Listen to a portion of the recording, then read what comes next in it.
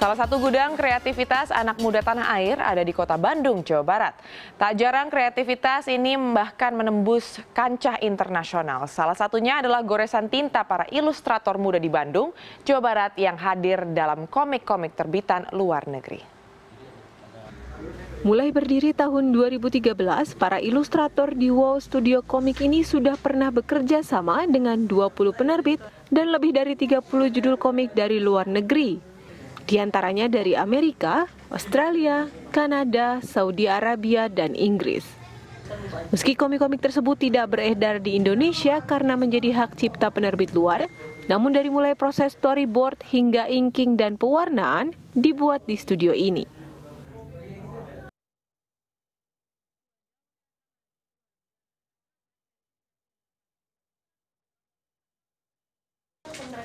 Proses membuat komik dimulai dari skrip cerita, yang kemudian diterjemahkan oleh ilustrator ke dalam sketsa kasar storyboard menggunakan pensil.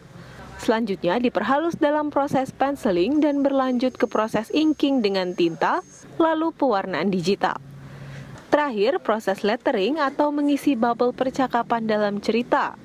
Setelah semua proses itu selesai, barulah gambar masuk ke percetakan. Oleh Muhammad Iqbal, founder Wow Studio Komik, ilustrasi kualitas internasional dari 10 ilustrator berbakat di studionya ini kemudian juga dituangkan dalam karya komik lokal. Nah, kita lihat komik di Indonesia masih belum begitu seheboh yang di luar. Ini kenapa ini gitu kan gitu. Nah, setelah dilihat-lihat dari perjalanan dari 2009 sampai 2016 kemarin, akhirnya kita menyimpulkan bahwa kita sudah bisa membuat komik untuk lokal Indonesia dengan kualitas gambar sekualitas ke luar negeri, tetapi dengan kemampuan beli lokal. Sejak terbit pertama kali pada Maret lalu, kini sudah ada 8 judul komik 24 halaman berwarna dan beragam genre. Satu judul komik dicetak sebanyak 2.500 eksemplar. Komik ini baru dipasarkan di toko kelontong dan komunitas di wilayah Bandung saja dengan tujuan menyasar pembaca kelas menengah bawah. Harga per komiknya hanya Rp2.000. Memang tidak banyak keuntungan yang didapat dari harga jual tersebut. Sekitar 30% keuntungan bersih dikantongi setiap tahun. Ini komik itu bukan goal akhir, Mbak. Komik itu adalah langkah pertama kita untuk memperkenalkan IP. IP itu intellectual property. Singkatnya, sederhananya kalau di komik itu karakternya, gitu kan. Nah, kita berinvestasi di IP, intellectual property, agar suatu hari nanti karakter kita tuh nilainya makin bertambah, makin naik.